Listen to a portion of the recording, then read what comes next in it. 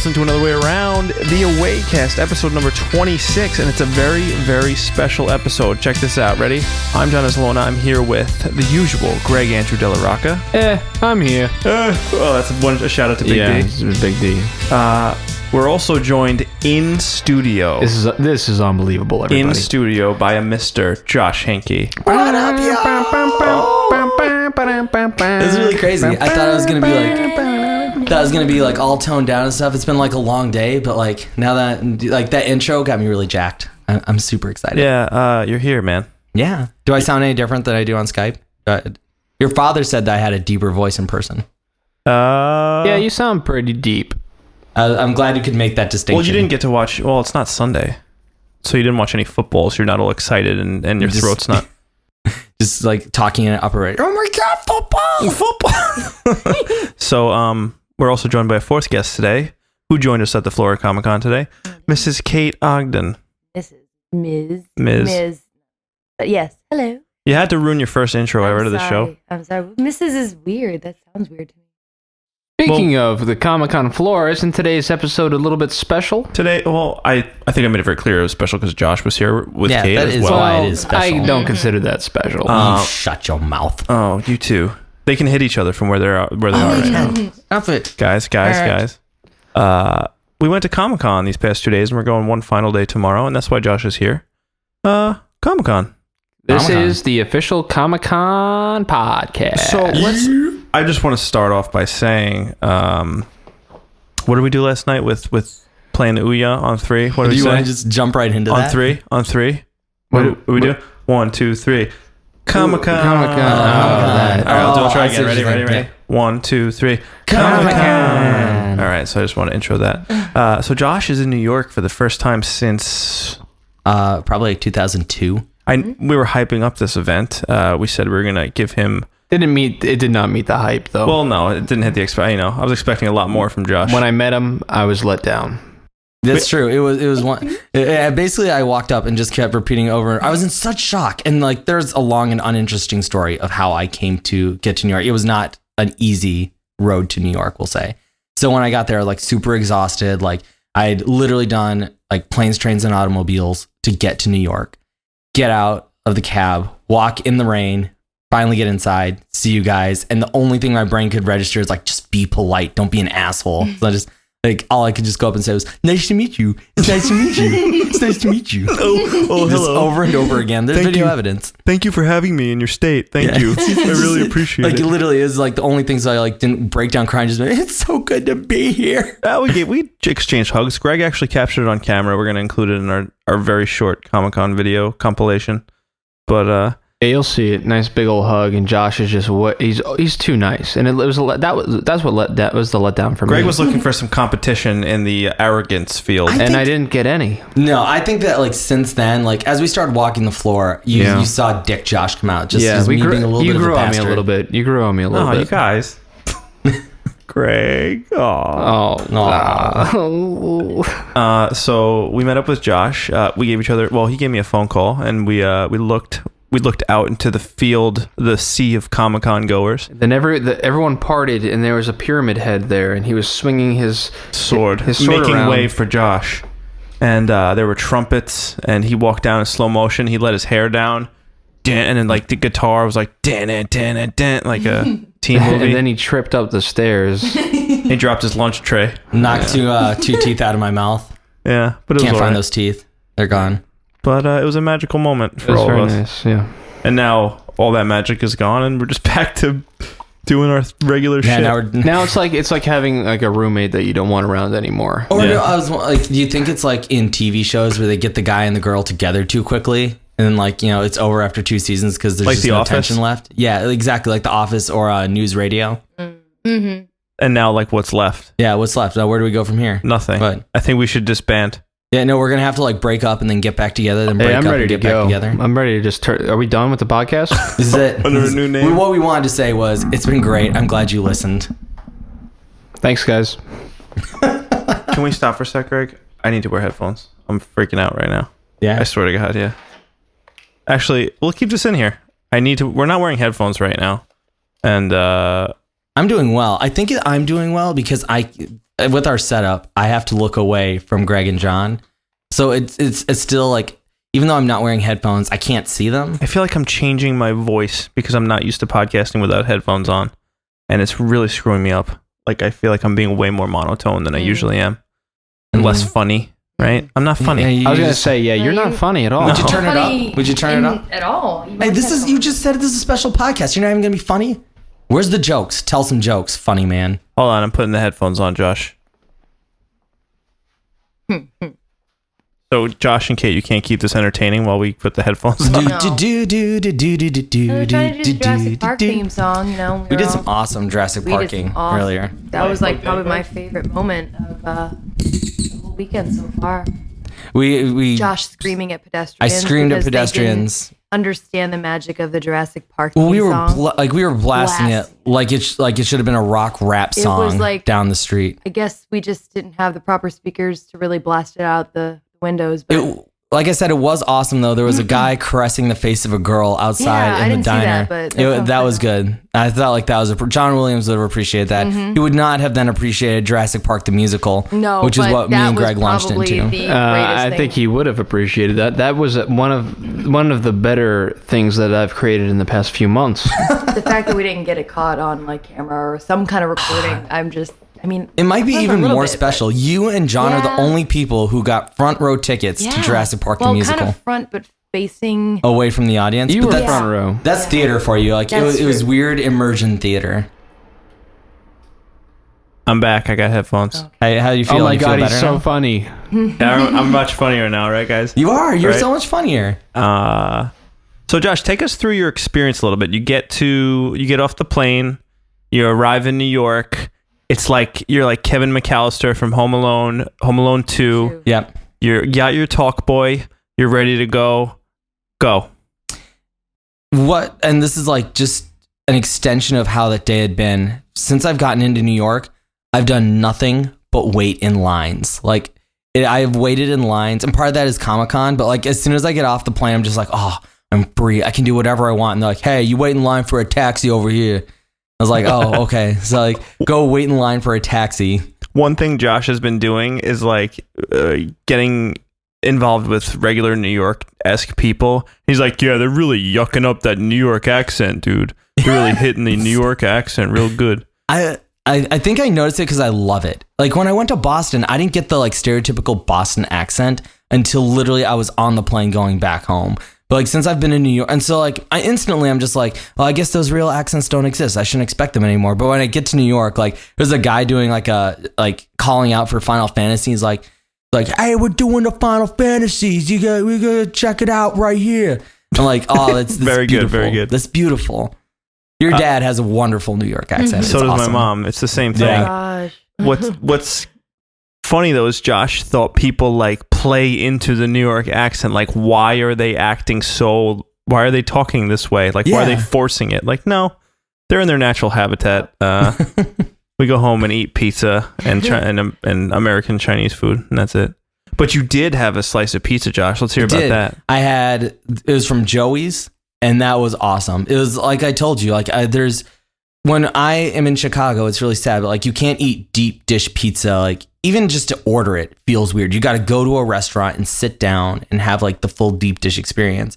So I was really excited to like try like a floppy piece of New York pizza, and it was exactly what I wanted. It hit just the right spot. Yeah, we got a half pepperoni, half honey mustard. Honey mustard. Yeah. The sesame, I really dug the sesame seeds on the crust. I thought it was a nice touch. It's a nice little touch, right? Yeah. And then we basically went to your New York deli. We got our sandwiches there. Yeah, and also a little treat for breakfast this morning. We went to a bakery, and Josh, for the first time, that's right. Had cannolis. For the first time, I saw cannolis. Can you believe that? This makes no sense to me. There's a lot of Italians in Chicago. Like, how have you never even seen a cannoli? But it's not like if I was to go to an Italian restaurant in Chicago, like it would basically But what about a bakery? Just a goddamn bakery. But there's no bakeries like that. Goddamn Like, bakery. not at all. Like especially around the area that I live, like there's no there's no like roots into any sort of heritage there as far as like Italian. You or, can't like, throw a goddamn rock out here without hitting a goddamn bakery. A GD rock. I was saying that to John. Like we were saying there, I was like, God, if I had a bakery by me that like served food like this, God, I'd just be the fattest motherfucker that ever lived. That is such a good bakery by me too. I love the bakery in Mass, but like where I live in Queens, it's a lot of very mixed culture. There's some Italian, but it's mostly Irish, Polish, and like Czech, Greek. It's like such a lot of like Asian as well, just because there's so many. Talking to the mic. I am. How much more can I do it? There you go. I'm right here. Jesus. Whatever. There's a lot of Asian people in our neighborhood, and it's nice. It's a good diversity. Like we don't have any of that. Like in Chicago, everything is like, you live in this neighborhood now because you are of this descent. Like it's very, very much like, it's all just very blocked off and stuff like that. And so like, I can even tell you like where you'd get real legitimate Italian food in Chicago. Yo, Pizzeria Uno. Yeah, I can tell you where to get a good deep dish. Yeah, if you want a good deep dish, you go right to the mall cafeteria. Well, and that was the first place you guys took me, right? He's like, hey, you gotta check out the Javits cafeteria here at Comicon. It's amazing. Yeah, go to Papa John's. Hey, let's talk about the Java cafeteria experience. That's my secret agent music. All right, Greg, you should tell the story about the guy who spilled the napkins. Well, we'll make our way through each day, right? Should we just do that? Okay, that's a good idea. That's like where we started. That was like our first experience. Yeah, let's start with Friday. Well, we get there, and then we don't go straight to napkin fumbler. Okay, so we were going to talk about the charades of eating, but I think John has a good point here. Let's start at the beginning of the day. Let's go chronologically. We'll take you through our experience. So Friday, sorry. No work. And no one will ever know what happens to us tomorrow, so. Ever. Well, next week on the AwayCast. All right, so let's talk day one, Friday. Well, first of all, I have to say, we have one cosplayer with us, and she's here. She had a big plan, and she totally stole any thunder that the AwayCast had this week. Yep. That's my kind of answer right there. That's a Greg Del Rocca answer for sure. She dressed up as Elizabeth from BioShock. Friday was which Elizabeth?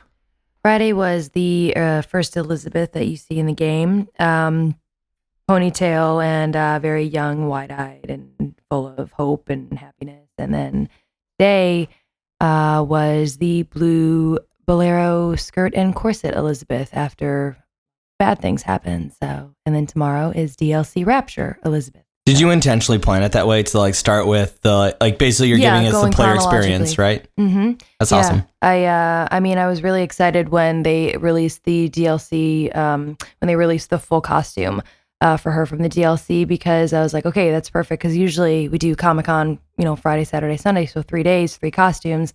Now it's just a matter of getting them together in time and making sure that I had everything I needed. It was cutting down to the wire because I got a few pieces custom made from an Etsy store, and as beautiful as they are, I got them like last week, and I did not know if I was going to get them in time. So. Yeah, she was like a la carte picking out all the pieces of these costumes, like taking pieces from the collector's edition of the game or whatever I have, and getting different pieces off of Etsy and then making other objects. Like, she put way too much work into this. Do you have a lot of experience cosplaying, Kate?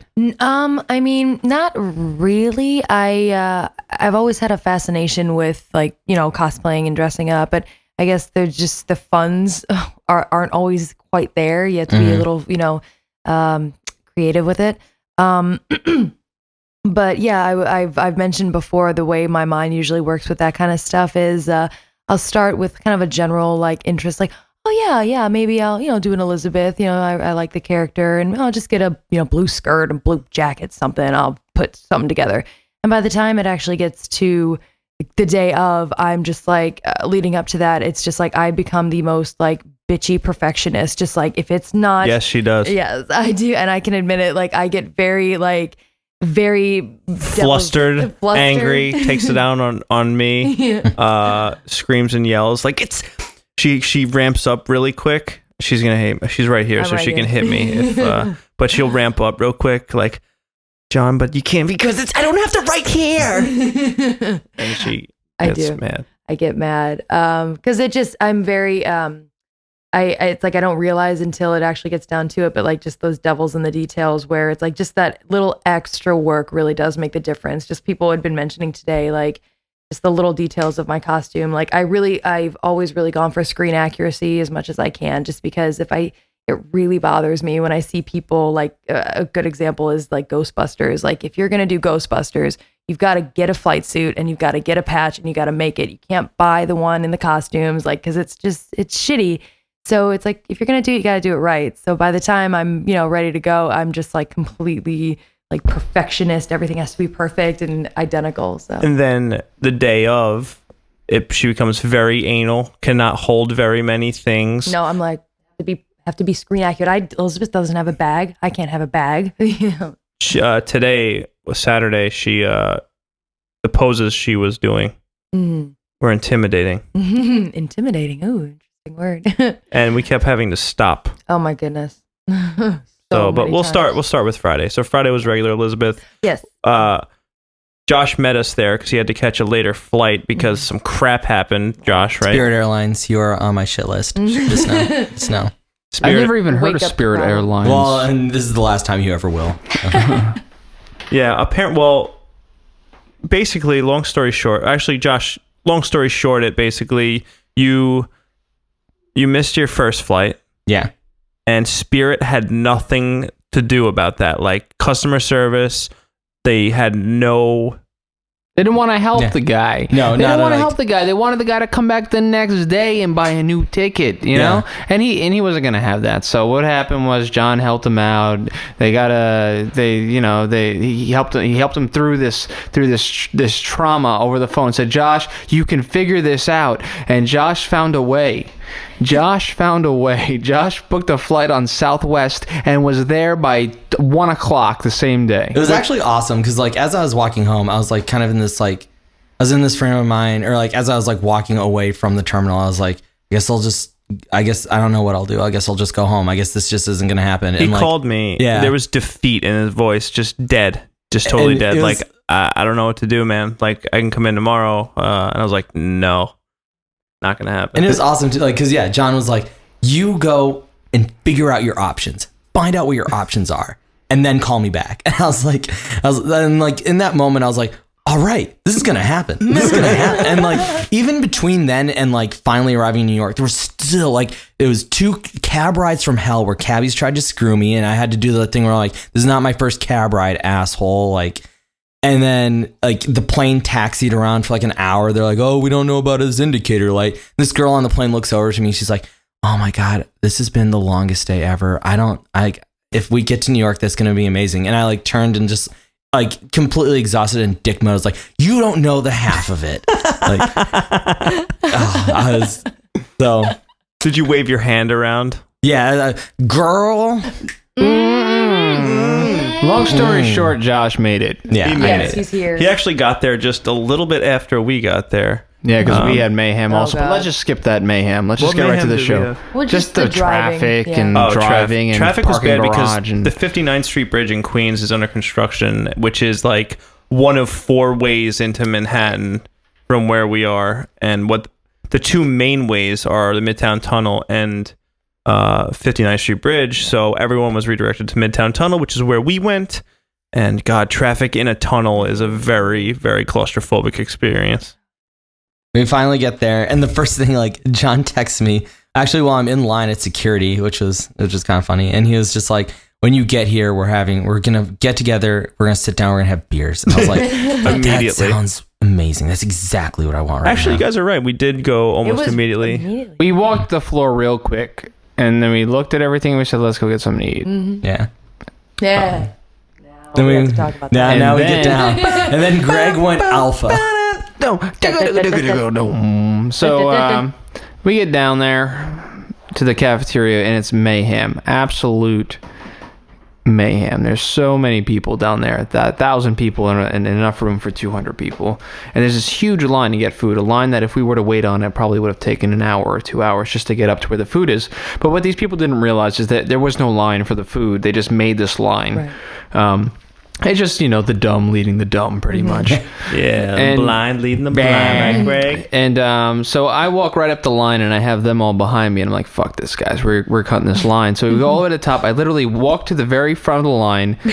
I cut in front of some people. I immediately grab 4 Bud Lights from the fridge, and then I just walk out. I don't even pay for them. You did this last year, too. Yeah, I did this last year also. Amazing about it. I grabbed them, and I brought them to a table. I put them down on a table. I met Kate there. I said, Kate, watch the beers. Then I went back, and I grabbed a tray, and I filled it with a cheeseburger, onion rings, French fries. Walked out with that also. Unbelievable. Greg was like a real-time strategy, like a thief class.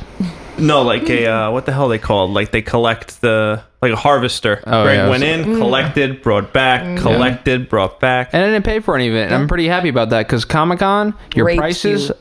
They rape you. Ridiculous. It's $10 for a wrap. $7.50 for a domestic beer, I think, right? Yeah. It's that equivalent to like basically going to like the ballpark. But if you get the Greg Del Rocca all-inclusive pass, everything comes with your Comicon experience. Well, because there is really no security. There is far too much of a confusing clusterfuck. I don't know. Like I saw some stormtroopers, and there's security. This is all pretty lackadaisical. Oh. Those are corrupt ass stormtroopers. Yeah. They're just looking the other way while Ewoks rob them blind. If Greg would have shared the strategy with the stormtroopers, I think. They would have just been. Honestly, I should have just been telling everyone what's going on. Mm-hmm. Just take the food and run. Well, you know what in regards to security, what I noticed, even though their lack of security, your mother and I were talking about this, is the fact that every bathroom there is always immaculate because they have somebody in there at all times because there's literally no bathroom, how big or small, in that convention center that isn't line out the door for men and women. It's just the way it is. Like, you have to be prepared. That's why I don't usually drink anything during the day. Big ups to the janitorial staff at Comicon. It's like whatever they lack in security, they make up for in janitorial staff, apparently. Like, they're immaculate bathrooms when you would think the amount of people that are at this convention center. There's no assholes there. That's really what it is. It's just that's true too. Everyone's pretty polite. Like, even when we were like looking for a spot to sit down, like people are generally like, hey, do you want this spot? Like, we're just about to leave. Yeah. Like, people look out for each other. Someone was not so nice. Oh, okay. Someone was a little bit rude. After I left? Is this? No, this is the guy you called out. This is your story you're about to get into. Oh, God, I forgot about this. Yeah, this is where we were headed. We're sitting there. Let me just say, hold on. We were the popular kids in the lunchroom. We were. Oh, we were that table. We were that table. Everyone wanted everyone wanted to be sitting next to us. You could see it. They were like looking. Even that old guy, he came and sat right next to us. He wanted. He's like, man, these are the cool kids. We were the loud kids, but we were also the funny kids. Right. We know the difference. So it attracted attention in a positive way. You're also probably the only table with like 6 beers on it. Exactly. Right. So we're sitting there, and right directly behind our table is a condiments table, which also housed the napkin distribution unit, which is a 4-cylindrical unit placed in a diamond type style on a rotational sphere that would spin and rotate and allow you to collect napkins. For the layman's out there, it was a napkin holder. Mm-hmm. Anyway, what happened was some young individual who was not dressed in costume or very friendly grabbed some napkins, and the entire napkin mechanism malfunctioned and exploded all over the place and fell on the floor. The whole thing tipped over and fell on the floor, to which everyone applauded because it was kind of funny. Well, no, we started the applause. Okay, right? all right. Well, we started applauding. Final countdown. And then the kid literally walks away and doesn't even pick it up. Well, that's because I think he walked away because we were doing this. We started a... Yeah. Greg started the final countdown, and at that point, everyone was joining in. We started a big clap. And it was funny. And the kid even seemed like he was like taking a bow. Yeah, But he took a then bow. He took a bow. Very Then he nice. just left. That's what pisses me off the most. He took a bow and left like, fuck you guys, clean it up. I'm out of And here. then you said like, I said to him, hey, what the fuck, man? You're not going to clean it up? And then I jumped right on it and started repairing the malfunction. Greg, machine. well, The kid responded. He was like, no. To Like Greg. He was a like, no, I'm douchebag. not going to clean it up. Yeah, and I 'Cause said, I'm a you're a fucking douche. asshole. And he put on the fucking jets and got out of there. yeah, he did. And that's what I said exactly, after this was all done. I was like, you know what? Even if you just got to stand there and own your mess your while mess. you wait for someone to come and clean Exactly. it up. Like, So much better. Yeah, you're saving your grace at that point. You're saying, okay, I fucked up, guys, but I'm still cool. I don't mind cleaning up. And well, like what Josh had said too while he was saying that, where it's like, maybe start cleaning up a little bit as much as you can and wait for someone to save you. Like, at least I tried, like I made like, a mess. even if you can be like, hey, I can't figure out how to put these 4 pieces of plastic back together, at least just wait for someone to show up and help you out. And Like, Greg shows up with practically a tool belt. It's like, how can I assist the situation? What can I I put back started together? reassembling the malfunctioning cylindrical napkin distribution unit. Yeah. that's how he knows so much about how it works. Yeah, I pretty much reverse engineered the entire device. Did you improve it? Did you make any improvements while you were working on it? I did actually. I made it so that the napkins automatically come out based on a sensor. You put your hand in front, and it's great because the napkin machine can detect how much food you have back at your plate using the cloud, and it'll distribute the right proper amount of napkins, which saves the company money, the environment as well. If the Javits Center wants, we can sit down and give you a description of this guy. We can put together a little absolutely. criminal I remember it's profile, and you ingrained. can just ban him for life. Yeah. So. Yeah, not the guy who steals the food. no.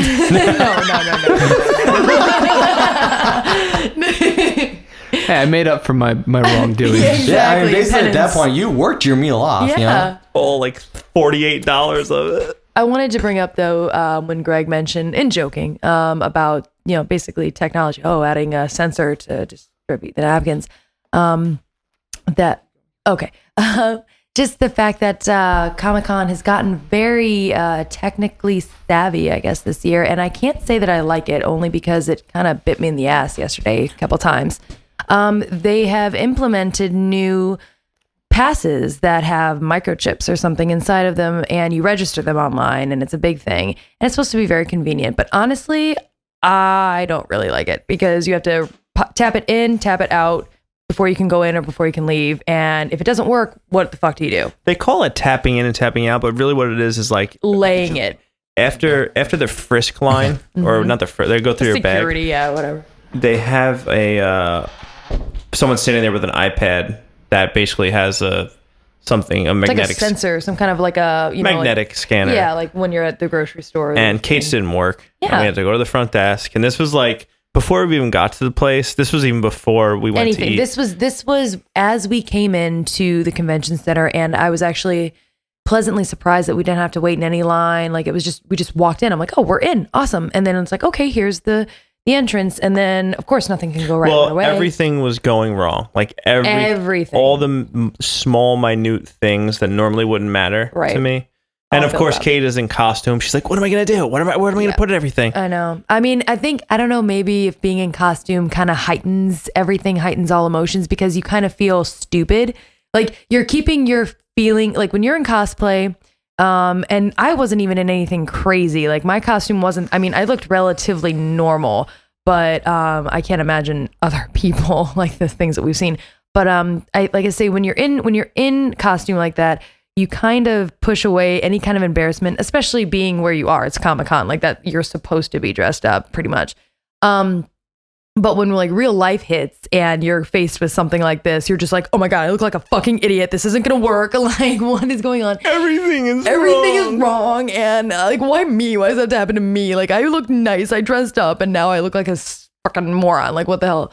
So meanwhile, it was like zero change. All we had to do was go to the desk and like get it figured out. They just took it. They're like, oh, works fine. I'm like, okay, brought it back. It worked fine. Aside from the grand picture of Comic-Con, the whole thing being very inconvenient at times with crowds and with like pretty much just crowds and traffic. Everyone is really, really helpful. Like, yeah, they are. Nothing ever seemed, aside from the crowd traffic, nothing really. People just want to share whatever they want to share with you. Yeah. You know? Yeah, exactly. Like, Josh, this is your first one. So you can definitely sense like the feeling of community there of all the people. It's awesome. Like, and I was talking about this like the first time I went to PAX East, like I felt that same type of thing, but it's like that moment that you step in, that you kind of like, you see everyone that's there and you see all those people in costume, and it's just that kind of moment where you're just like, I'm among friends. Like, you know, These are like, my people. you know, how, you know, there's no way you can feel like a nerd when you have someone dressed up in like, you know, a Megatron outfit 5 feet from you that actually transforms into an airplane. There's Like, a lot of love in the you know, building. yeah, exactly. A And lot it's of just love. that There's also a very thick musk in the building as well. In certain areas, yes. Musk is a very polite way to put And it. just let's just turn this into our annual like APB, or not APB. What is it? Like public service announcement. Yeah, like, hey, PSA. just Look, wear what you deodorant. do, Wear what you do deodorant. throughout the year is fine, because most of those people don't really leave their facilities. But for those 3 days of the year when you go out to the convention to meet all your others, just shower, put a little speed stick. Yeah. Speed stick it. So that's my one of those things. God. Like, even if you did just shower and you didn't put on deodorant, That like is- being it's among even all those worse. people, yeah, you're gonna smell pretty right. Yeah, whenever Stress you're in like sweat. crowds of people like that, you're going to walk through a fart.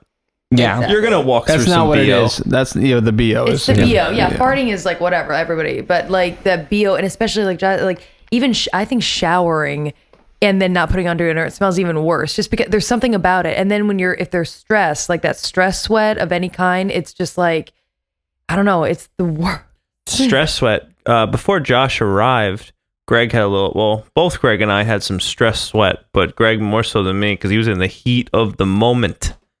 What are you talking about? We played in a little Killer Instinct tournament with Greg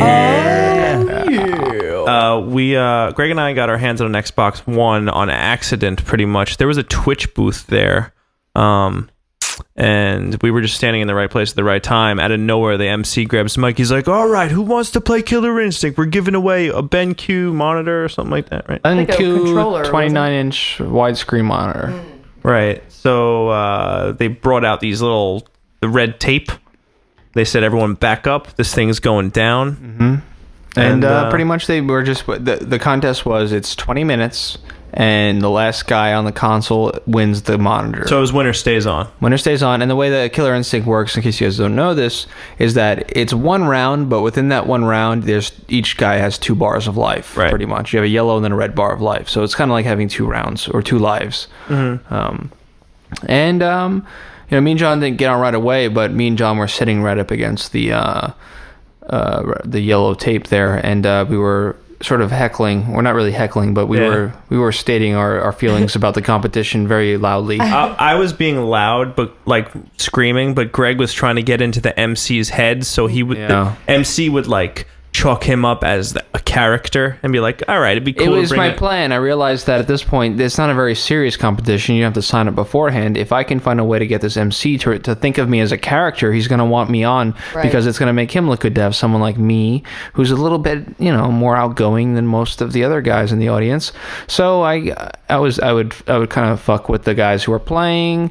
I'd mess with the MC a little bit. I'd always have a very strong opinion It was about really funny. Yeah. Adding to that, I had to say real quick, I can't remember if this is before or after I left you guys for a few minutes, but I just remember coming up and there's like a screen. There's a screen on the opposite side that will show the crowd. Then it'll show the screen of what's going on when you're playing. And I just remember looking, and I see you first, John. And then I just see Greg just the way he's like, I'm he's just picturing this kind right of now. just like staring, into the camera like this, and then he just kind of does that little like With the eyebrow. that point. I did this. little point, just like like whatever the MC was saying, like oh yeah, and then Greg just kind of does like a people's eyebrow, and just like a pointing right to the you, and and then it cut away, and I was There was fucking one point dying where the laughing. camera was right on, and right when I got called up, and they were talking about me, and he was like, "You're dressed very nice," and I was like, I always dress nice, and then I walk and I look directly into the camera, and I start parting my eyebrows with my fingers. I'm just like looking. I didn't even notice that.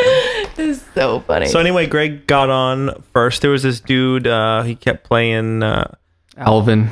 Alvin, his name was, kept playing. He ended up winning, but Saber Wolf, button masher, bitch. and pretty much, I mean, we got down to where it was literally like, Listen, man, Greg had an Evo style tournament with this guy. The crowd was going insane. Like, I mean, not Evo, obviously, but like, there was a sizable crowd, probably about 40 people watching them play. Anywhere from 40 to 200 people. So this guy had won 2 matches before facing Greg. Greg steps up, grabs the Xbox One controller, and just goes to town. There's counters happening. It looks like a professional match at this point. Like, they're going back and forth. Health is, there are certain moments I realize you're gaining health. Like, you do a special and you can gain health really? back. Yeah, I didn't realize that was because the happening. matches were going on pretty long. I think they might have jacked up the health percentages just to I don't know what they were doing. Mm-hmm. But yeah, Greg kicked the shit out of this kid. They went back and forth, and in the end, it came down to one hit, and the whole crowd was like roaring. It was nuts. We have video of it. That'll be in the video. Also, I was shaking after it, and I was good just because I was so upset with myself because I was so close to winning. Like, it was just like I almost wish he kicked my fucking ass because I got so close. Well, that happened to me afterwards. Yeah. John went for a wild card and picked Glacius, and he got whipped pretty bad. Is it Glacius? Or Glacier? Glacius, I think. Glacius. It sounds stupid. But yeah, they only had Glacius available, Jago, Saberwolf. See, I remember is that it? The Glacier guy. I don't know his guy. name. I'm going to mess his name up. But I remember playing him and he's really cheap and awesome. So he probably would have been a good pick, but you have to know how to do like the freeze attack and how to... like the little like sword arm or the thing where you go under and you freeze them, you come up, you go down. I did that a few times, but I don't know how I did it. I was like doing Street Fighter controls down forward A, trying to. It was just too much. But the guy ended up. I mean, he didn't flawless me or anything. I got to save some face here, but he ended up beating me pretty bad. But I have to say the Xbox One controller felt different. I don't even know what to say. Like, we really didn't have time to because we wanted to win, so we weren't really examining the controller because it was a crowd, bro. Like when Greg says he was shaking, like you felt the adrenaline and everybody watching. It was just fun. I think the only thing that really has stuck out to me thus far about the Xbox controller is that it's a little bit smaller, a little bit lighter, but the triggers and specifically the like bottom triggers feel a little front pace plasticky, like the Ouya. Yeah, exactly like the Ouya. Like, they just kind of feel a little bit cheap. Everything, it probably still has the same responsiveness. It probably still totally fine, but just like it's just a little bit of a difference than like currently the nice curvature that you have with those triggers. Greg and I both said that the extra weight that was taken out didn't feel good. Like I like the way the Xbox controller feels now. Maybe it's because we're acclimated to it, we're used to. No, it feels expensive. Yeah, like it feels. Yeah, the fact that there's weight to it makes it feel. I think about valuable. when you're a kid and everyone has toy guns, and one guy has like the toy metal gun, and it feels real because it's heavy and it's the toy metal. Everyone wants the metal one, and because it looks real, it feels real, and it's heavy, so it's like you feel like you got a fucking gun in your hand. And in the worst case scenario, you can pistol whip someone. Yeah, exactly. I've been using this a lot lately. Just where I work, we get a lot of new random little merchandise things in. And we got this very heavy item in, and it's really expensive. And I keep saying it, and this is reminding me of the Jurassic Park things. Like, is it heavy? Then it's expensive. Right. Put it back. Exactly. It's like that same concept. Is it heavy? It's valuable because it's heavy. That's perfect for this. Exactly. That's what I'm saying. Full circle. That's what it felt like. It felt like the Fisher Price controller because the plastic also that they used for the casing had like that kind of like texture to it that reminded me of like the red Fisher Price slide that everyone had when they were a kid. Yeah. That red slide, little. And red and yellow. Stop me if we know, if maybe we don't know this. But this one isn't, the Xbox One controller isn't going to run on batteries anymore, right? It's going to be like the PS3, PS4 controller where it's just. You plug it in, it'll just recharge, right? Right. That's probably where some of the weight gets lost. No, actually, I think you can remove that battery in the back, but it's like a lithium ion type battery thing where it's Oh, so wait, maybe we weren't feeling the real weight of the controller then. I think we were because the batteries were in there. So that means you can't use double A's. So, but that means the batteries. Okay. So no matter what, there's a lithium-ion battery. It's its own battery. Yeah. Okay, so it's own battery, but it recharges in the system, right? In the system, and I'm assuming there's going to be like a charge and play kit that you can swap the batteries out. Blah blah blah. Yeah, but that was fun. It was fun. I was just concerned with their setup, like whatever. It's Twitch. I'm sure I don't know. They had the developers playing on fight sticks, and it looked a lot more fun up on the couches. Yeah.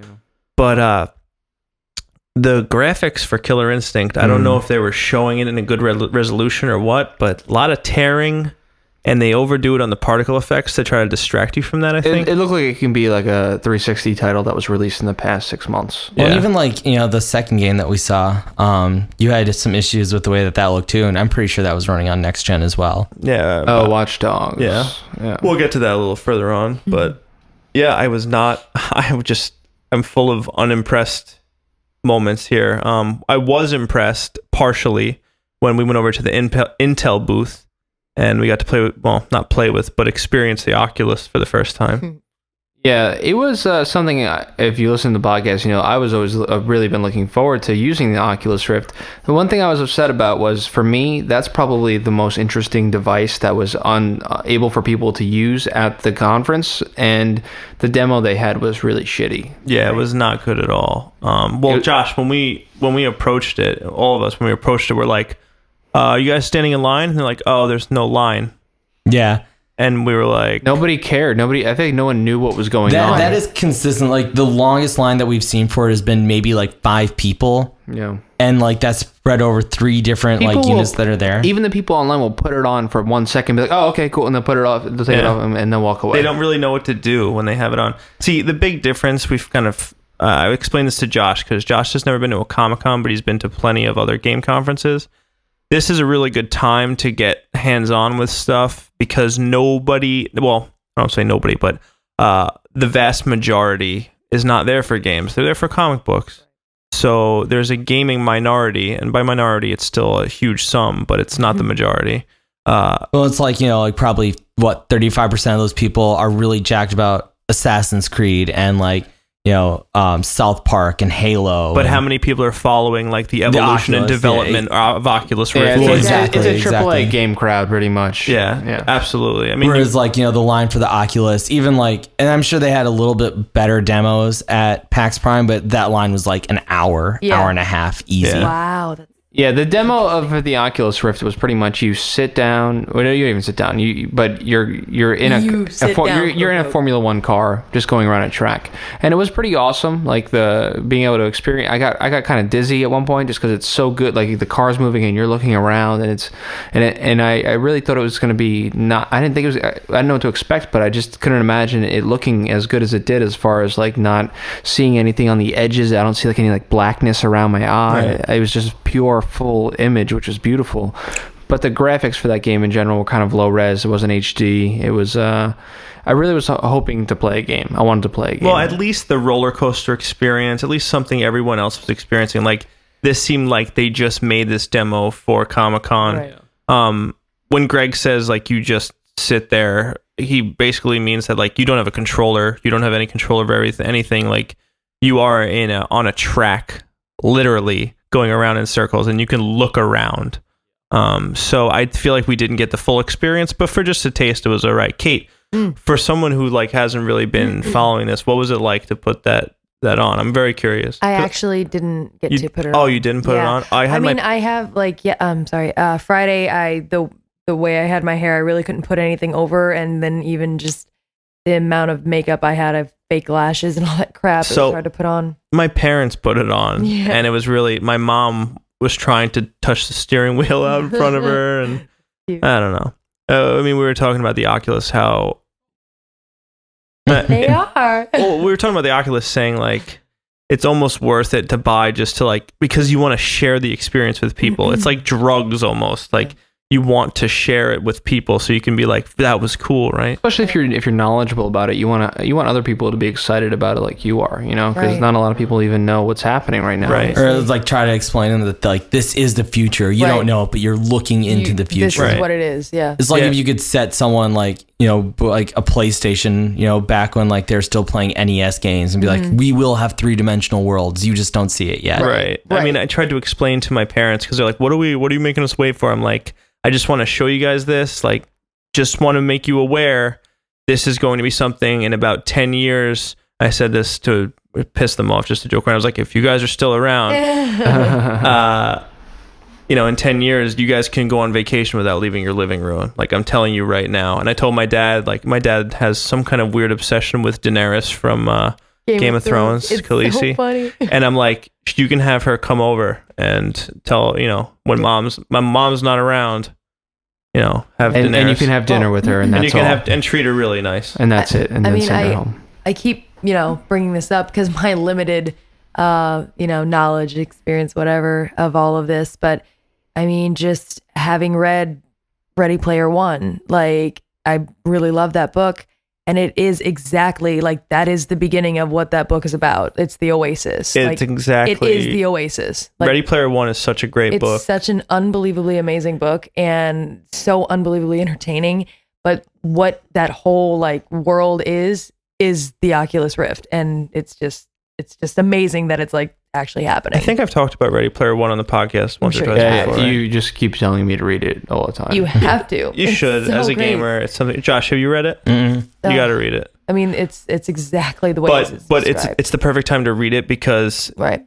It's way more plausible. Exactly. Now you can actually see that, okay, this isn't like if you're reading it, maybe when it first came out and the Oculus wasn't really in any kind of public knowledge, it's probably like, oh yeah, right. Like, that's actually possible. It's just such fantasy. I mean, maybe, virtual reality. But now that all this Oculus stuff is starting to come out, it's like, that is exactly. And the fact that it's just Oculus Oasis, it's very, very much like, it's exactly, I don't know if this guy got inside info or something while he was writing the book, but.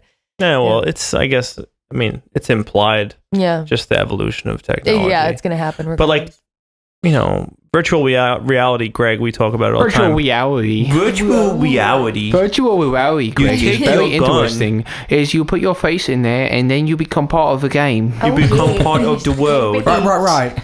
Right. Cheerio.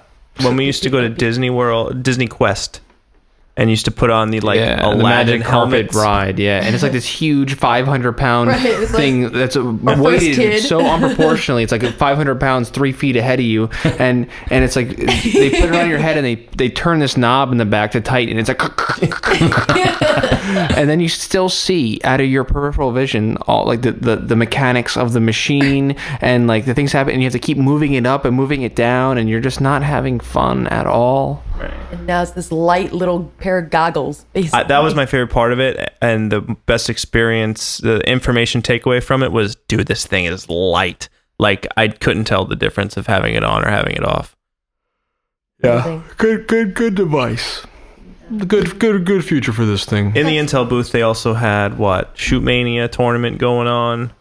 So many little things guys, happening. You hopped on Final Fantasy 14. You both walked away pretty quickly from that. Yeah, because why have an MMO on demo? You can't. Yeah. You can't. Hey, Josh was watching me. I was doing pretty. You were just trying to see how many things you could kill. You're just Really, originally my goal was to try to kill people who were playing with me, the team kill thing, and I could not do that. Big mistake, Final Fantasy. You should be able to kill friendlies. Always. Greg looks at the back of every box before he buys it, and it has to have that feature on the back. I want some friendly fire in this game. I did it in World of Tanks, though. When I was playing World of Tanks on the other, demoing that, I made sure I attacked one of my... You instantly attacked him, and then like when I fell into a ditch. Yeah, well, and you realize that you're like, no, this is going to take at least 5 minutes to kill this guy. I'm out. What a stupid game. I'm out. What a dumb game. Who's playing that tank game? A lot of people. I can't understand it. You can't even just open fire. You have to shoot, stop. Your tank has to reload that bullet for a minute. I'm sure. Shoot again. I'm sure you can upgrade the time that it takes. Eventually. The tanks are so slow. They're so fucking slow. You're literally like tank warp. I see someone 5 minutes away. I'm gonna get up close to him. Shoot. Reloading. Oh my God. How can anyone do that? What is wrong with you people? Don't play that game. Stop playing that game. There was also a big StarCraft tournament going on. Yep. A big, quiz show-esque, as you put it. Sorry, very quiz show-esque. two Yeah. players. So and they opposite that's things. That's how they do it. That's how that is. Pretty that's awesome. evolved at this point. So there's the two dudes in the tubes, and there's a crowd of probably 200 people watching. It was interesting. Greg, who's your buddy here? Who's that? Oh, it's Pillow Greg. Hi, Pillow it's Greg. me, Pillow Greg. Josh never met Pillow Greg I before. never. This is Josh, my first time. Say hello. Hi, Pillow Greg. Well, hello there, Josh. Is it funny? Is there any continuity? I think your accent has a little bit more continuity to it this time. Yes, I finally figured out my voice. I'm an old prospector from the gold rush in California. I gotta start sieving out some dirt, and maybe I'll make some money What's today. great is, Josh, you're here now, so you can see that he's actually puppeteering. Yeah. It's great radio. But even if you're not here, he also still puppeteers. Yeah. Like, he's like, hold on, I have to go get him. Immediately, like, Kate and John are sitting next to Pillow Greg, and John's like, or Greg's like, can you toss me that pillow? No, not that one. I want the cylindrical one. John's like, well, And I have no idea what this is, by the way. What is going on? I'm just kind of going with it. That's Pillow Greg. I can assume that. Yeah, I'm pretty much Greg's alter ego. I've gotten used to Greg and all this so far, so that's not a shock to me that there is a pillow Greg. Pillow version of Greg. A pillow version of Greg. Much nicer to lay on than the real Greg. Yeah, I was going to say, it's Greg's better half. Yeah. It's Mr. Hat. the softer It's side of Mr. Greg. Pretty Hat. much a Mr. Oh Hat my God, character. it's Mr. All right, goodbye, Pillow Greg.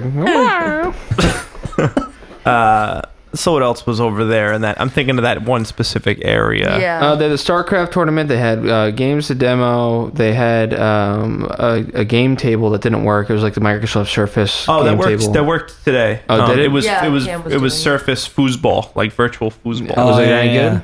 And then there was didn't play it, there I was don't like a room that you could walk into. I didn't even see what was in there. There looked like there was like I 4 went or in 5 there. confused people I went in there. It's like What is it was like the Geek Squad room, pretty much. Yeah. You go in there and you could they're trying to sell you shit in that room. It looks like they like pull specs up on the screen. It was like the command here. center, the Intel command center is what they called it. Yeah, that's a good idea. Yeah. Some of those MCs are so annoying. Like the one dude in the Intel was just, oh, get it, like just. Oh my God. I don't know. It's like whenever you do any of these sort of conventions, there's a very fine line between being like charming and endearing and just interactive with the crowd and being just pandering and fucking annoying. And very rarely do you ever get one that's actually charming and endearing. It's like they're mostly, because this is my 5th year, and I have yet to see anyone that I was really like engaged in watching. That's how like, this oh. whole industry is, though. Everyone's Yeah. so fake. Yeah, It's actually, the I fakest think industry in the world. Because we talk about this a lot. Like we talk about how like we just hate being pandered to. And it was just kind of refreshing going to Comicon and being like, well, it doesn't matter if you're a film nerd, TV nerd, comic book nerd, like you're getting pandered Everybody. to. We're all getting talked down to like we're Exactly. retarded all day, every Yeah. day. Oh my God. Even like, so we caught, sorry to, spoilers to skip ahead a little bit. No, but let's skip all. I'm done with the. Let's Yeah, just that's go it, all over that's the it, place. that's it. So the we're key skipping point. around now. Let's hit the points We were here. watching the Walking Dead panel, and we were just staying outside catching just a bit of it. God. And they're like the garbage of just like, and they had Shirley, Yvette Nicole Brown host it, and I love her character on Community. Wonderful. But at Yeah. one point she like leaned over and like, she was talking to Norman Reedus. She's like, Mr. Reedus, I have to say Mr. Reedus now because there's a restraining order. And everyone in the crowd goes like, and it's just one of those things where you're just like, it's kind of like when Aisha Taylor like hosts something or hosts the Ubisoft thing. She's like, my gamer score is a score that I know I want to keep, and they have to throw those things in there and be like, I'm one of you, can't you see I'm one of you, I'm Right. definitely one of you. Like the Right. conversation would be far more casual. Like I wouldn't say that to my friend. I wouldn't be like a game score. It's like a quippy thing that includes content that's relevant. Right. Like my gamer score, blah blah blah blah blah gamer score. Exactly. And especially I was really disappointed by like the way that she was geeking out, because I was like, you know what? If you want, we might as well just grab a fangirl here and just send And them up just there to let do 'em it. do Why it. not that? Why not do Exactly. that? Like it's going to be more of Exactly. them. Like, That's how you're I would acting right assume now. Yvette Nicole Brown has enough clout in the entertainment industry where she doesn't have to like drown herself in fandom just like, to ask questions. Well, to these I don't know people. if you've ever seen Talking Dead with Chris Hardwick, but that's all it is. Like they Yeah. have a guest from the show, and then they have some random celebrity that likes the show talk about the show, and you don't want to hear someone Yeah. that Matter. I can't even explain. You guys, Yeah. if you watch that I don't watch The Talking Dead. It's on sometimes after, and the TV gets left on. That's actually like one of the things I really liked about. I went to a Star Wars Rebels panel for the new Star Wars thing. New Star Wars show that's going to be on Disney XD. And one of my favorite things about that was it was just literally one of the writers, like one of the top writers who was working on the show, came out. And just like there was no special guest, no one to sit there and like make sure that the crowd knew they were the biggest Star Wars fan. It was just the guy being like, "Hey, this is what the stormtroopers look like. This is what, how we came up with the concept art. This is the concept art for the planet. This is the concept art very for the cut and dry in the most positive way." Yeah, and look, especially at the awesome thing about like anything that's Star Wars is the people who are there are fucking unforgiving. Like they are they are the people who are just like, no, we know the lore, we know the history. Like even walking in, some guy turns to me, he's like, I'm just scared that Disney's gonna fuck this whole thing up. We have the perfect ending to these trilogies. I don't need anything that Disney has to offer me. And then he's like, but I'm here because I got to see this. I got to see what they do. It was funny because normally when you get questions, there's a Q&A session at the end of panels, and people come up and they ask like, so when you're working on the show, do you like working with the stormtroopers more or the rebels more? These Star Wars guys, these are the hardcore guys, and they came up and they're like, so in the continuity of this, I know that this like. Qui-Gon Jinn is dead, but he's supposed to be communicating to Obi-Wan Kenobi.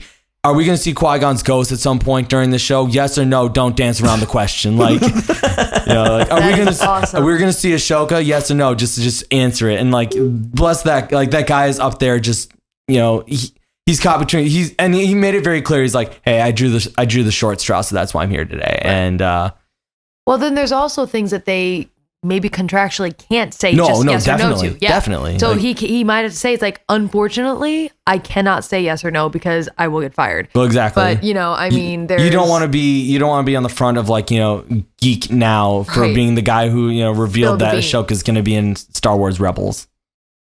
So we got to play, well, we didn't get to play a whole bunch of other games, but tomorrow we're kind of reserving for the Nintendo area.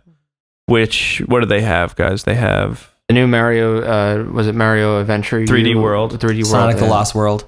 They have Link Between Worlds. Look at all the world games. Yeah, there's lots of worlds. Lots of worlds. Link Between Worlds. They have Pokemon X and Y. There's another DK BK Freeze. Tropical Freeze. Tropical Freeze. Yeah. I want to get my hands on that. Yeah. We did the Watch Dogs. We watched the Watch Dogs. So we waited online for like 10 hours. A Watch Dogs demo, and then we asked the guy in front of the line like, oh, how long to this point? And he's like, not very long. 5 or 10 minutes probably. And then we waited that much. And then we realized that it goes into the thing and then wraps around. There's a secret line. There's a few places I saw that do that sort of deception. Yeah. We all have to urinate really bad. We all have to piss. Not to mention the actual trailer we watched was terrible. All right, it starts off with what was his name, Josh? Aiden. You're talking about the creative director, right? The CD. Yeah, it's something French. He had the stereotypical Ubisoft. I can't quite speak English French accent. Where he's like, right, it's all in the way we make the Watch Dogs, and it's very good. See, yeah. I don't know what and he's also Muggsy. But at the beginning, they had this. He talked about the game, and it was so long. 10 minutes. He introed this game, giving us information that unless you were living under a rock, communicating with cave people, you would know this information. Right, and it was basically like, in short, he could have said like, this is a video game that you're about to see. Like he could have just said, you're about to see open world hack and shit. Yeah, like he started explaining general mechanics and like what their creative goal was and stuff, and it was just how they laid out Chicago, the land of Chicago, which is interesting, I guess, to people who've never heard of it. So I guess Chicago.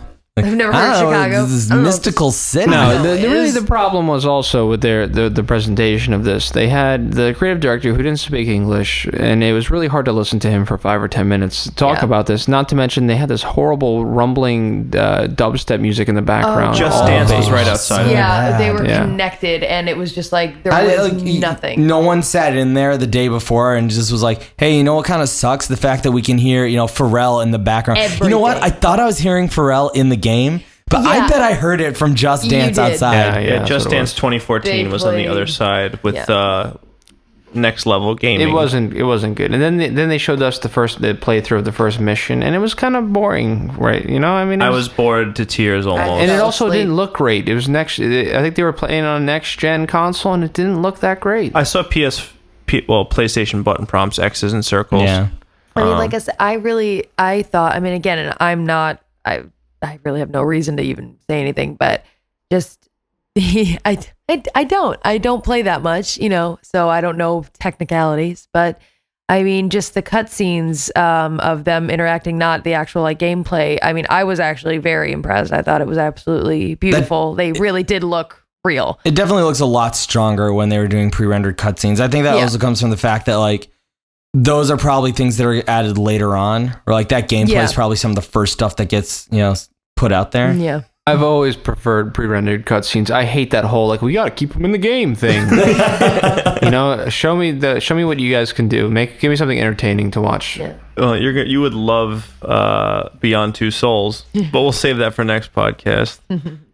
So yeah, Watch Dogs, I was just not impressed. Yeah. I was falling asleep. I was being super. Was hot, maybe I'll be super.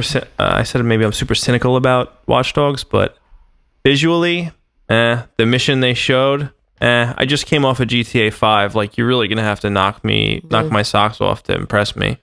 It has a little bit of that, like, you can clearly see the mechanic of distract the guard, now shoot the guard, now distract this guard, now shoot this guard. Right. Like he just kept like crafting and throwing distractions, and like it kind of seemed like the same shit over and over. Where I was like, I'd much rather. I hope there are going to be more creative ways to turn the city on your enemies than that. And they threw like, what was it? There's 20 guys he had to kill before he could get out of there. Yeah. I'd much rather have like 4 or 5 really awesome enemies that you need to really like, you know, strategize. Use your cover, use a lot of strategy to beat them. Then instead of throwing 20 of these peons who go like, oh, firecracker, I'll shoot at that.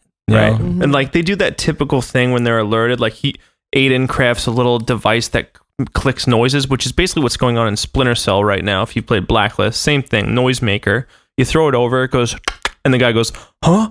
What was that? It's like same shit. Yeah. And he walks over and your co-op buddy, well, not co-op buddy, your story AI guy snipes him out. And then it's like, escape, something went wrong, escape the mission. I was just bored. I was bored by it. And graphically, I don't know if they were not playing on a native resolution or what, but if I wouldn't, it looked like PS3. It wasn't super impressive, but I hope the final product is far, far better. Well, and like the stuff they talk about where, you know, they talk about how you can jack a car and then change traffic lights to aid you, or, you know, put up those traffic stoppers.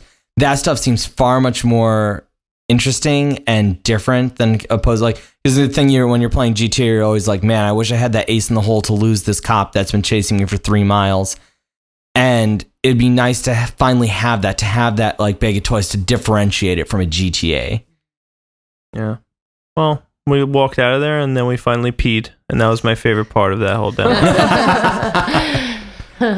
But then we did actually, there's a booth when you get out of there where you could pre-order any of the Ubisoft games, and I pre-ordered Watch Dogs, South Park Stick of Truth, which they have a really sweet South Park town built there. Yeah, we got to get to that tomorrow. Yeah. We got to get in there. They're showing Stick of Truth, so we're gonna check that out tomorrow. But anyway, I pre-ordered that, and I pre-ordered Assassin's Creed. So everything you pre-order, they give you 2 Free T-shirts and a little Cartman. Yeah, little Cartman doll. It's really cute. Cartman doll. So I recommend you guys all do that and then cancel your pre-orders if you want. Yeah. Just get the free shit. Like, just get it.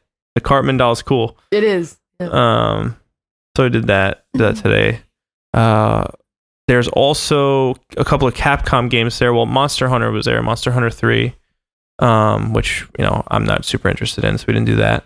There was also, what is it called? Strider, yeah. Sort of the Shadow Complexy type game. Seems really cool though. I'm excited to play that. What am I missing games wise? Wasn't that much, man. Oh, Dark Souls was there. We didn't play Dark Souls 2. There was that Pac-Man game that I always kept joking about. Yeah. Borderlands 2 had a station set up. There's a pretty decent games presence. I mean, bigger than last year, I think. Yeah, but nothing really special. Nintendo probably has the biggest presence there in terms of games that I'm looking forward to. I wonder if you give it like a year when like the PS4 and Xbox One are out in the wild, if like that's when you really start getting a heavy I'm just hit. surprised there wasn't like, an Xbox area and a PlayStation area, it was just a Wii area. Especially because, even if, say 50% of the people at this convention are like mildly into games, 25% consider themselves gamers, 100% of those people would be excited to touch a PS4 or Xbox One. Right. Like, this is a huge missed opportunity to expose people to it. And they were at, the PS4 and Xbox One were playable at San Diego, so I don't know, like, why the hell wouldn't they be available here in New York? I know Xbox is doing that tour thing where they're doing the Xbox One car that they're driving to college campuses and stuff. But seriously, New York Comicon, like... Right. Where are you guys? Right. There's one console there to play Killer Instinct, and that was it. And PS4 isn't even here. Yeah, I didn't even see one PS4, but I was excited. I got to see the new achievement thing. It's black. Spoiler. Gasp. It's black and white, the new achievement thing. Didn't hear the sound, though. Boop, boop. The best time that we had playing games was definitely at your apartment last night. We played... Yeah, so I have an Ouya, and I haven't done much on the site with it or through the pod. We haven't talked about any Ouya games. But last night we figured since we're all together, sans Dan, we should do something. Well, it's really like me and John like sat staring at his game collection for a while. We're so exhausted because it's been such a long day. We're kind of like, well, we have to play games. Yeah, we're like, we got to take advantage of the opportunity that we're together. We should definitely play something now. And like, we looked there for a long time. Pizza got there. We started watching Family Guy. Greg comes over and we're like, you know what? Like, here, I'll show you some stupid stuff on the Ouya. We'll just kind of look at it. And it turned it from that into like John being like, we got to capture this. We're having the time of our lives. We got to get this on film. I was like, let's make fun of all these Ouya games. And then we thoroughly enjoyed all four of them. Yeah. It was awesome. Well, one of them is still iffy. We enjoyed laughing at it. The frog, Amazing Frog. Amazing Frog is what kicked this all off. Let's not talk too much about them, but let's announce the titles. This week we're gonna be the oncoming weeks we're gonna be releasing the videos for these. And for Amazing Frog, we played on Ouya. American Dream. Do we think that was the best one that we played? That was my favorite. That was the most engaging. Well, we play it from front to back. We had some good fun with that. We also played Hellworm. Reaper and Hellworm. Hellworm's awesome. I know you guys can't hold yourselves back with these titles that you're hearing right now. I know you're foaming at the mouth. Can't wait to pause the podcast, go watch these videos, and then start the podcast again. Just so you can sate your... They're probably not going to be out yet for They're probably up towards the end of the week. We keep looking for them, though. just pause the podcast and keep looking. I could probably get them up on YouTube. Monday. I'm off work. We'll figure it out. But overall, we saw some really cool costumes. Like, what do you think you guys' favorite costume was this weekend? Besides Elizabeth. I'm excited to see Kate's costume tomorrow. She's going to be Elizabeth from Burial. We're going to talk about Kate's costume today, where she got stopped we did a little times. Yeah. But seriously, Kate had to stop every 2 minutes. She was definitely getting... I didn't even... I knew... Because I've done this, like I said before, this is about my fifth Comicon. And for the past 2 years, I worked with some YouTube channel friend guys of mine called Dr. Cool Sex. And they do each year at Comicon. I don't know if they did it this year, but they usually do interviews and all that good stuff with people in cosplay, but we're dressed up like Super Mario characters. And I'm usually Princess Peach. And so, that's... Sorry, I'm really tired. I totally just spaced out where I was going with this. Kate's really fucking high. I'm really just tired. Oh, I remember. I'm sorry. She's not high. I'm kidding. I'm not. What I was going with that was when we were all together, obviously even groups or even more so with groups. So we're all dressed up and the amount, like I always said from that point, you never feel more like a celebrity in your lifetime. You'll never get as close to feeling like a celebrity as you do at a Comic-Con dressed up, especially if your costume is good. Like the people that you see just kind of haphazardly, like whatever, but like people that you can tell put a lot of time in their costumes or just really good groups.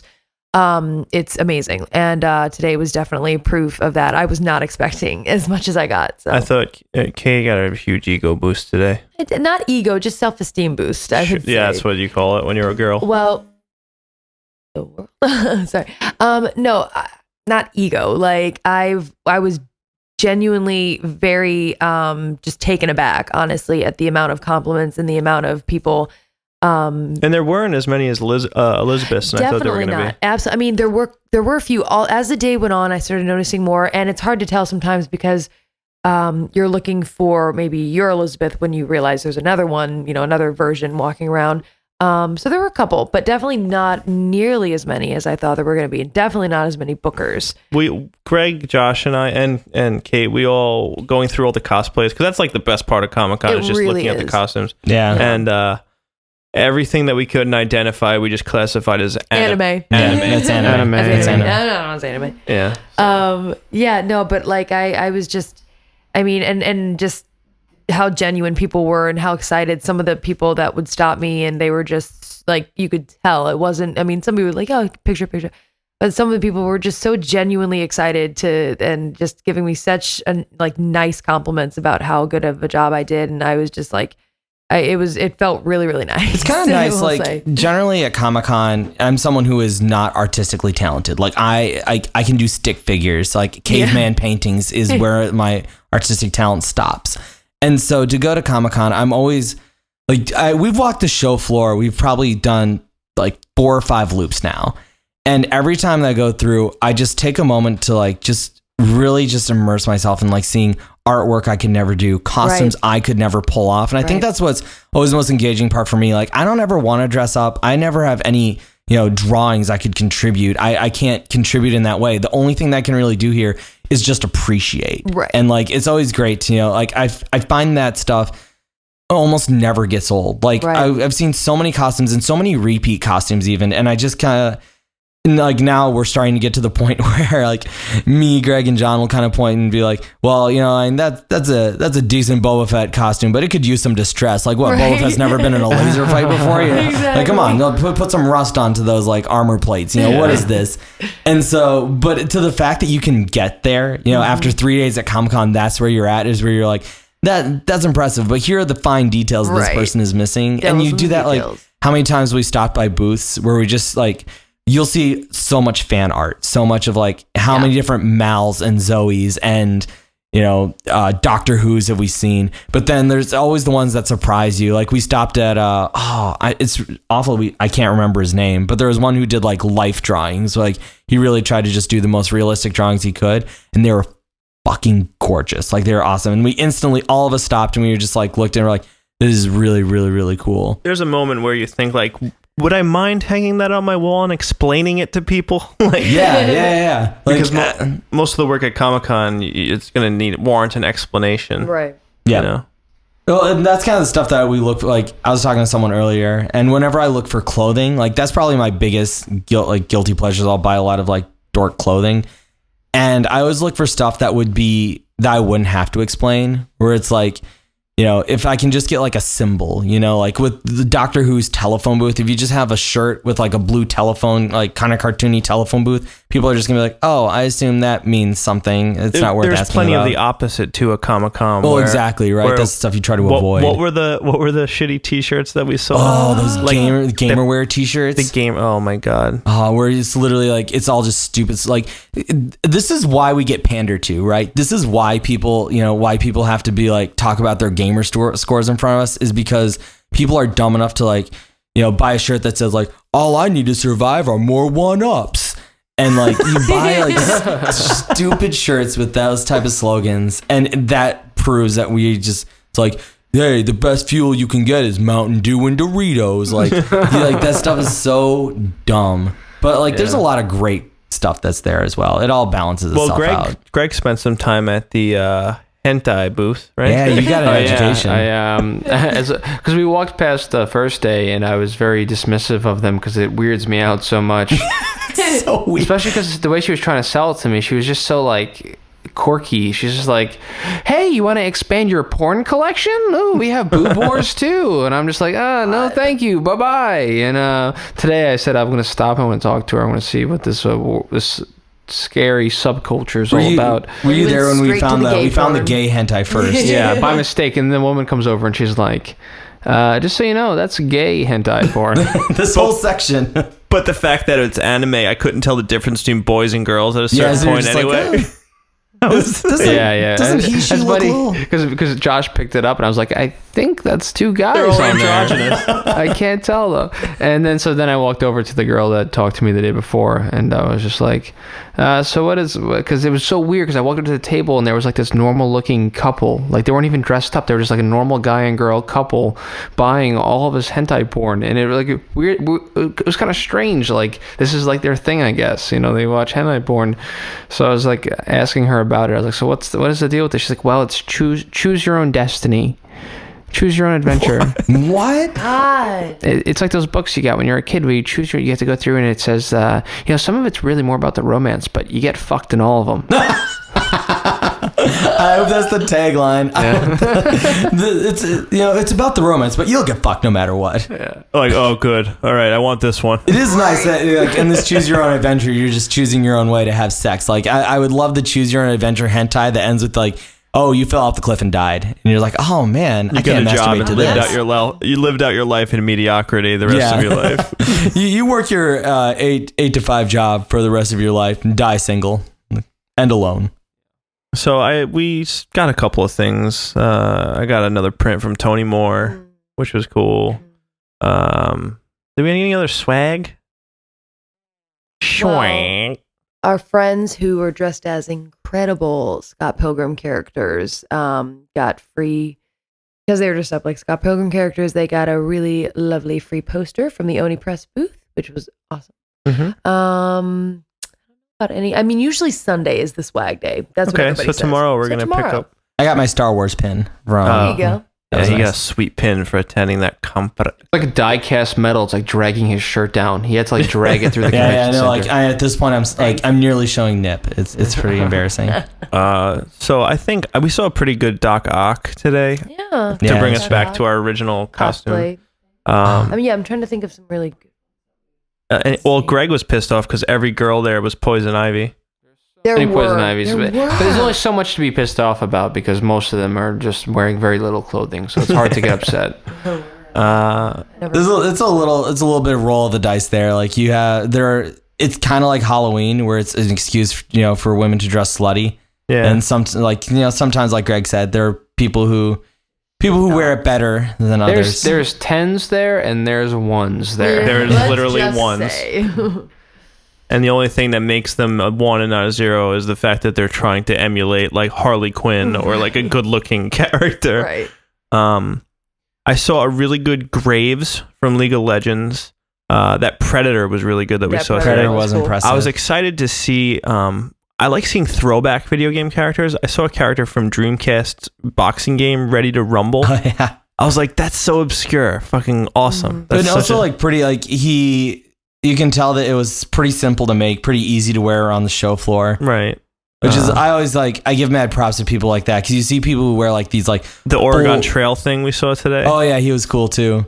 And but his costume seemed like it was a bit boxy. Like he was definitely causing a ruckus wherever he was going from. To also bring that up, kind of in reference to that, and again, what your mom and I were talking about, that if you more power to people who want to have awkward costumes or things that stick out of their body, of some kind.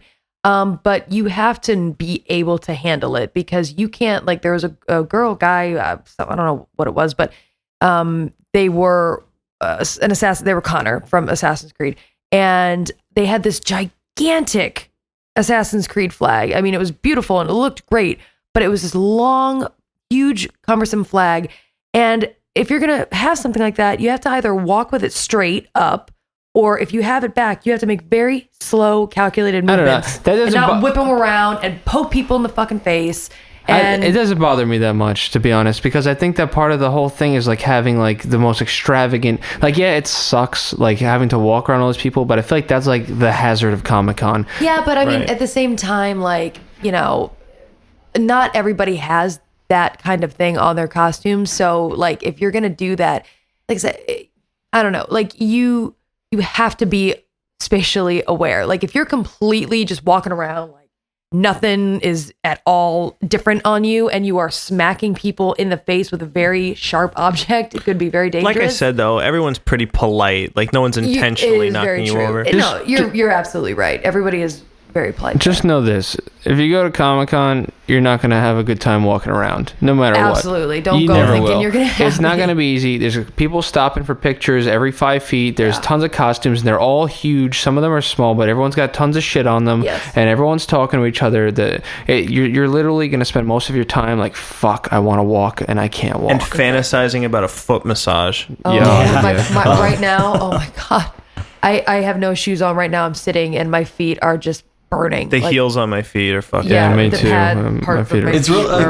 So whenever you go to these things, there's always like parties that happen, like like at 11 at night, and they'll just go for hours. And I just always think like those people. How do you even do it? I mean, we were gonna go out to like dinner or like a diner. I'm like, I can't walk to a diner. Like I can't do it.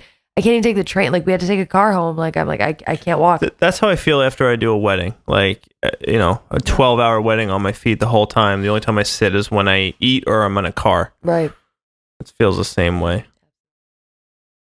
Comic-Con is pain. That's the slogan. Comic-Con is pain. Honestly, like with because the shoes I was wearing were, I guess you would call them character shoes. Like they look like old Victorian like boots. They had not a high heel, but a heel. Like they looked very authentic, and they were perfect. And I bought them specifically for the outfit. And I took them off a few times, but I kept telling myself, I'm like, you know what? You're in costume and you just have to fucking do it. Like you just have to do it. You gotta earn that ego exactly. boost. You gotta mind over matter this right now. But then it gets to a point like when you get close to the end of your day and you're like, oh, I'm not in costume anymore. Like I can't fucking handle this. Like it's bad. Like it's pain. It is pain if you're gonna dress up. But pain for a good cause. We had fun. Absolutely, it was very fun. Good time, and it's been getting a lot better. We still got one more day, so we got another day, and next week on the podcast we'll talk about it more when Josh isn't here. Unfortunately, that's all right. We already planned another trip. Josh is going to be back on a time where we can actually enjoy some nightlife in the city instead of like. I'm going to have Josh rub my corns on my feet when we get back to the apartment. Gross. I'm not kidding, Josh. I know you're going to soak that in water. I can't touch it. Yeah. So tomorrow we're going to try the Stick of Truth, hopefully. Try some Nintendo stuff and see more costumes, right? And Artist Alley. Oh, yeah. Yes. I'm excited about Artist Alley tomorrow. Gem again. That'll be fun. We're going to do Artist Alley. Hopefully we see Peter Griffin again. That was awesome last year. I am just... Peter Griffin. Yeah, so Peter Griffin was there last year. The fact that we still talk about him a year later. Kate went to the ATM to take money out, and to the right of us, we hear a guy start making noise. Is this where the money is? He goes, jackpot.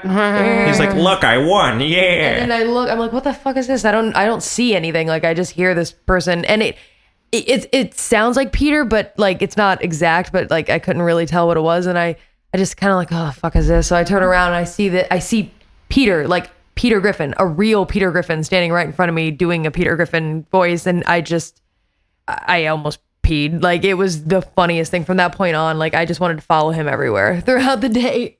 You also missed a really good big sister, little sister combo, which was good. You showed me that picture. Really good X-Men. There was a good X-Men first class. Really great X-Men group. The big sister. I'm trying to think of the good groups that I saw, or like couples of stuff. Well, we finally got to see that one that you had mentioned would be a good combo of Nathan Drake and Lara Croft. Yeah, that was really good couple. One. Yeah, seeing that was like it does. It looks really good together. But here's to hoping we see more tomorrow. Josh. Great having you here, man. It really is. It's Greg? So good to be here. I really wish that we could, because it's so late tonight, we have to kind of cut it a little short. But I wish we could have talked more with you. We'll have part 2 next week, but you'll be on a computer, Josh. Yeah, I know. Yeah, I mean, I really can't wait for you to leave, though. I'm excited to just get away from Greg. That's what I'm most excited for. Well, you know what, Greg? To a lot of people. Greg's gonna give you Pillow Greg to take home. How about that? Aww, I'll take him home. He'll get a place of honor in our house. All right, guys. We're signing off from Comicon at the AwayCast. Josh says goodbye. Greg says goodbye. Kate says goodbye. DNA. Deuces, yo. Yo, on 3 Comicon. 1, 2, 3. Comicon. Goodbye.